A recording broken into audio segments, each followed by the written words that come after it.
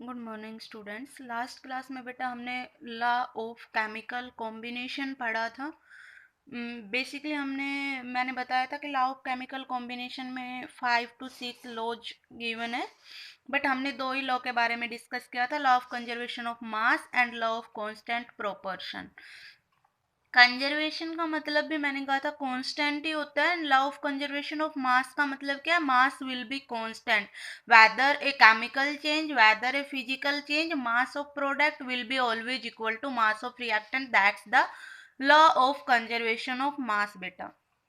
कि हम ये कह सकते हैं ड्यूरिंग ए केमिकल रिएक्शन या during a physical change mass matter can neither be create या mass can neither be create nor be destroyed. यही हमारा law of conservation of mass था।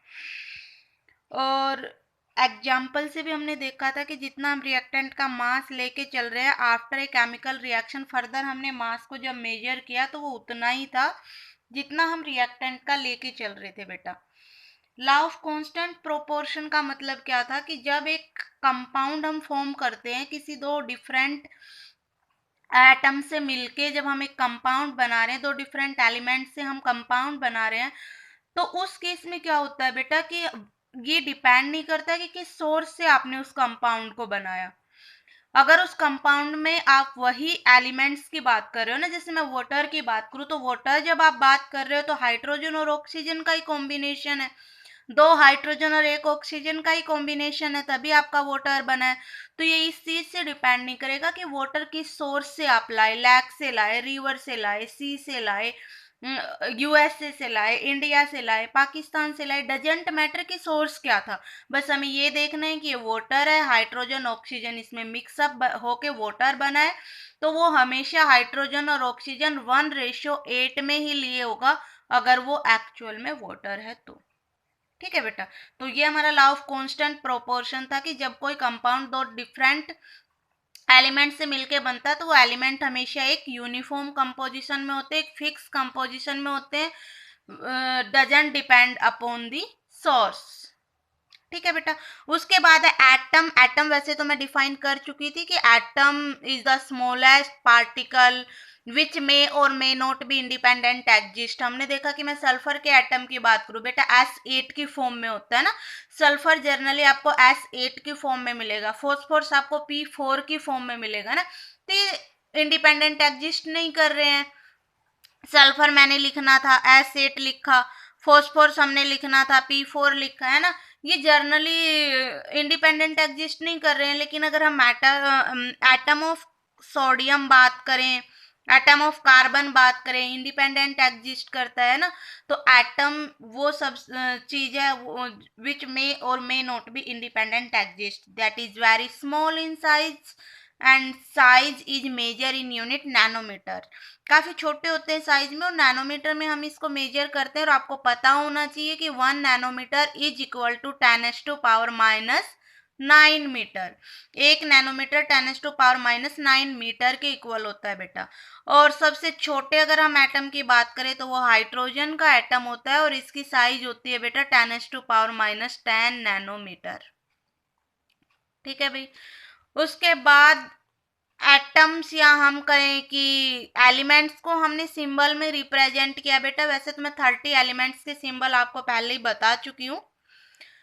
एलिमेंट्स को हमने सिंबल में रिप्रेजेंट किया है। ब्रेजेलियस ने सिंबल दिए थे, ये आपको पता होना चाहिए कि किस साइंटिस्ट ने एलिमेंट्स के सिंबल्स को सबसे पहले डिस्क्राइब किया था। तो ब्रेजेलियस ने डिस्क्राइब किया था। फॉर एग्जांपल मैं लिथियम की बात करूं तो लिथियम पूरा लिखना है ना, बार बार बहुत अजीब सा लग रहा था। हमने उसका क्या किया, सिंबल बनाया ना। तो ब्रेजिलियस ने क्या किया, उनके सिंबल फॉर्म बनाए।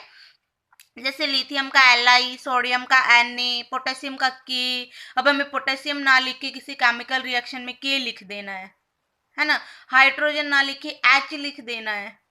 तो सिंबल बना दिए। और ये सिंबल अप्रूव कहाँ से हुए थे, IUPAC से हुए थे। IUPAC, international union of pure and applied chemistry बेटा। ठीक है, international union of pure and applied chemistry. ये आईपीसी की फुल फॉर्म होती है, यही से हमारे एलिमेंट्स के नेम अप्रूव्ड हुए थे, सिंबल अप्रूव्ड होते हैं, और ब्राजीलियस ने इसको सबसे पहले रिटर्न आउट किया था बेटा। फर्स्ट हम सिंबल लिखते वक्त हमने 2-3 कंडीशंस देखी कि हम फर्स्ट लेटर की बात करेंगे या फिर 2 लेटर्स की बात करेंगे। फॉर एग्जाम्पल मैंने कार्बन का सिंबल लिखना था, कार्बन के लिए क्या किया हमने, फर्स्ट लेटर को यूज किया सी। हमें लिथियम का सिंबल लिखना था, हमने 2 लेटर यूज किए Li, है ना। हमने मान लीजिए सिलिकॉन का लिखना था, 2 एटम यूज किए Si। नाइट्रोजन का लिखना था, 1 एटम यूज किया N, है ना। तो कहीं कहीं हम 2 लेटर यूज कर रहे हैं, कहीं हम 1 लेटर यूज कर रहे हैं। जैसे मैंने लिखना था मैग्नीशियम, हमने 2 लेटर यूज किए Mg। अब हमें लिखना है ऑक्सीजन, हम 1 एटम यूज कर रहे हैं O। ठीक है भाई, तो कहीं हम 1 लेटर यूज कर रहे हैं, कहीं हम 2 लेटर यूज कर रहे हैं। उसके बाद लिखते वक्त आपको एक चीज ये याद रखनी है कि फर्स्ट लेटर अगर हम एक ही लेटर यूज कर रहे हैं तो वो तो कैपिटल रहेगा, उसमें तो कोई दिक्कत नहीं है। जैसे हमने कार्बन लिखना था C कैपिटल रहेगा, नाइट्रोजन लिखना था N कैपिटल रहेगा ना, क्योंकि एक ही लेटर हम लिख रहे हैं तो कोई पंगा ही नहीं है। अगर हमें 2 लेटर हम दे रहे हैं जैसे लिथियम Li, तो फर्स्ट लेटर बड़ा रहेगा, सेकेंड लेटर छोटा रहेगा। ठीक है, Li में मैंने L बड़ा लिखा, I छोटा। सोडियम में Na सिंबल दिया, N बड़ा A छोटा। ठीक है, मैग्नीशियम में Mg सिंबल दिया, M बड़ा G छोटा। ठीक है, तो फर्स्ट जो लेटर रहेगा वो कैपिटल रहेगा एंड सेकंड जो लेटर रहेगा वो स्मॉल रहेगा। उसके बाद थर्ड क्या था कि कुछ का सिंबल उनके नाम के हिसाब से नहीं था। देखो देखो, सोडियम, सोडियम सोडियम में कहीं एन आ रहा है, नहीं आ रहा है ना, सिंबल क्या है Na। गोल्ड सिंबल क्या है Au, गोल्ड के नाम में कहीं Au आ रहा है, नहीं आ रहा। सिल्वर सिंबल क्या दिया हमने Ag, क्या सिल्वर में कहीं Ag आ रहा है, नहीं आ रहा। तो कुछ लेटर हमने देखे कि उनके नाम और सिंबल में हमें कोई सिमिलरिटी नहीं दिखाई पड़ रही थी, तो हमने देखा कि उनका नाम हमने उनके लैटिन नाम पे दिया ना, उनकी सिंबल हमने लैटिन नेम पे दिए। जैसे कि मैंने सोडियम की बात करी, सोडियम का हमने सिंबल क्या दिया Na।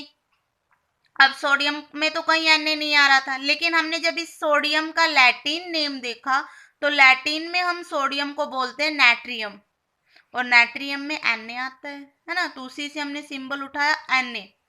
ऐसे गोल्ड की अगर हम बात करें बेटा, गोल्ड सिंबल क्या है Au, गोल्ड में तो Au नहीं है, लेकिन अगर मैं गोल्ड का ही लैटिन नेम देखने चलूं तो गोल्ड को लैटिन में हम क्या बोलते हैं आयूरम, एंड आयूरम में तो Au आता है, तो वहीं से हमने सिंबल उठाया।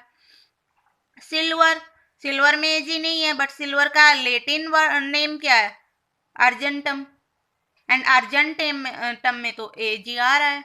ठीक है, तो ये याद रखना, हमने सिंबल लिखते हुए आईयूपीएसी सिस्टम को फॉलो किया। हमने देखा कि हम अगर एक ही लेटर ले रहे हैं तो कैपिटल लिखेंगे, अगर 2 लेटर ले रहे हैं तो एक को कैपिटल, फर्स्ट वाले को कैपिटल, सेकंड वाले को स्मॉल लिखेंगे। और कुछ के नाम हमने उनके सिंपल नेम के बेसिस पे ना देके लैटिन के बेसिस पे दिए, लाइक सोडियम, सिल्वर, गोल्ड, है ना, Na, Au, Ag, नेटेरियम, एरियम, अर्जेंटम। ठीक है बेटा, तो ये कुछ हमने सिंबल्स डिसाइड किए एलिमेंट्स के, ताकि उनको लिखना आसान हो जाए, उनको केमिकल रिएक्शन में ले जाना आसान हो जाए। नहीं तो केमिकल रिएक्शन को हम रिप्रेजेंट कर रहे थे तो पूरा नाम लिख के हमें रिप्रेजेंट करना पड़ रहा था। अब हमने क्या किया, उनको शॉर्ट में रिप्रेजेंट कर दिया with the help of symbol.